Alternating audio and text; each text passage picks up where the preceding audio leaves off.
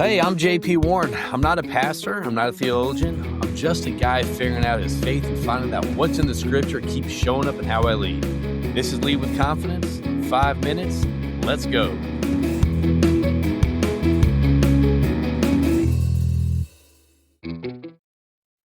Hello, everyone. Welcome back to Lead with Confidence with me, JP Warren. And the fact of the day is nobody is coming to save your career. Okay.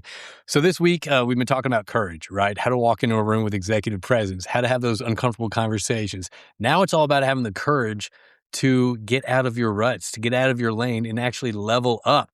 A lot of times we wait for the perfect opportunity or the company provide us the training resources. Man, sometimes we got to grab the bull by the horns, not our horns. We got to grab the bull up by the horns and execute and level up ourselves. All right. And you see this all the time. The people getting promoted, are not the most qualified, right?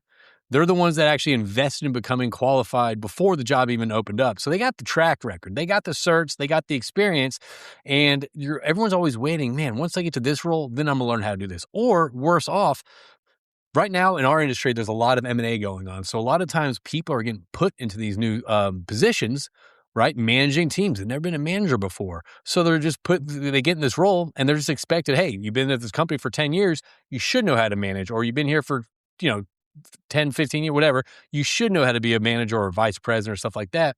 But there are skill sets that are required. And if you're not getting the skill sets from your company, then it's up to you to take accountability and level yourself up. All right. So the problem right now in the world is that you're waiting for your company to pay for your training, right? Send you to conferences and hand you stretch assignments, which is great and all. But right now we're in the world of do more with less, right?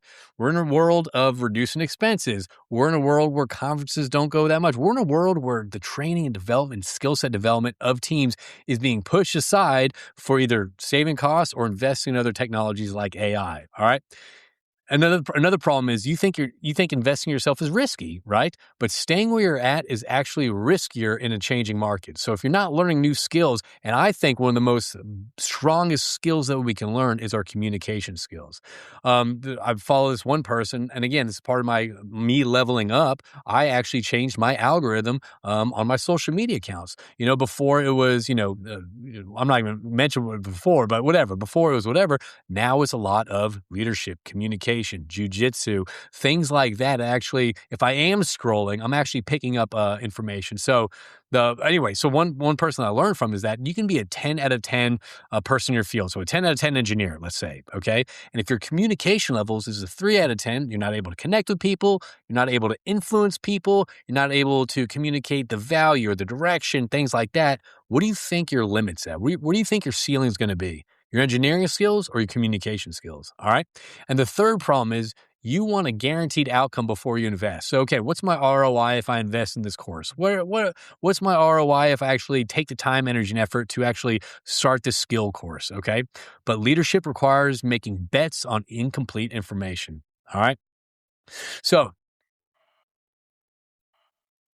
one story with me is that, I started my entrepreneurial journey at 41 years old. And I'm going to get on the other side of that of future things, but there was some calling with me where, I'm really good at, I think I'm, my imposter syndrome says I'm not, but my evidence says, and if you turn back, I think 2 or 3 episodes, you'll hear about that. But my evidence is that I'm really good at connecting with people, right? I'm very good at helping people kind of get out of the ruts, kind of reframing things, seeing things, challenging people. And so one of the things for me that I wanted to get a CTA coaching certificate, which I did, through the counsel of a couple of people, buddies of mine in my circles that were coaches. I decided to invest 6 months, and I think it was like $2,000, $4,000, something like that, into a coaching certificate.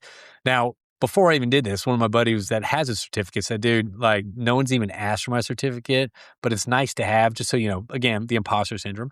I was like, okay, so I did that. I had no idea about if there's going to be any bookings, coaching, or what I was going to do with it. But all I know is I wanted to learn the coaching side of things, and it's been fascinating to learn, but I invested in that. And from that, that's just opened up a lot of, not as much doors as I want yet, but I have actually applied the coaching certificate to do trainings, to have the confidence to reach out to do trainings and level people up. And it's something I'm gaining more confidence day by day. But without that, without investing myself, without taking the time, and this is not the time where my business was booming.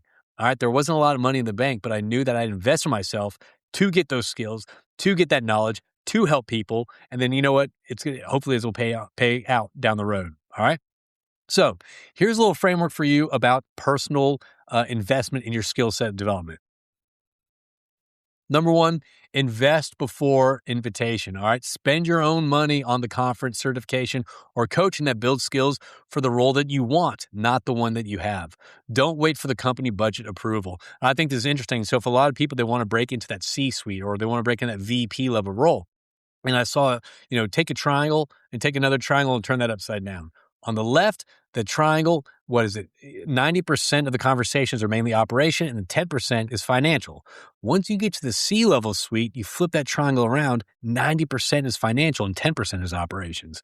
So I know that a lot of people that in my circles, they will actually start taking courses on the financial side of things, the financial side, whether it's they're on their job now or whether they apply that on their job now, what they're trying to do is to be comfortable enough to start having those conversations if they're riding up the elevator with the C-suite or they bump into them at conferences, right? So again, whether it's for your role right now or in the future, just start investing in yourself. Now, here's the deal.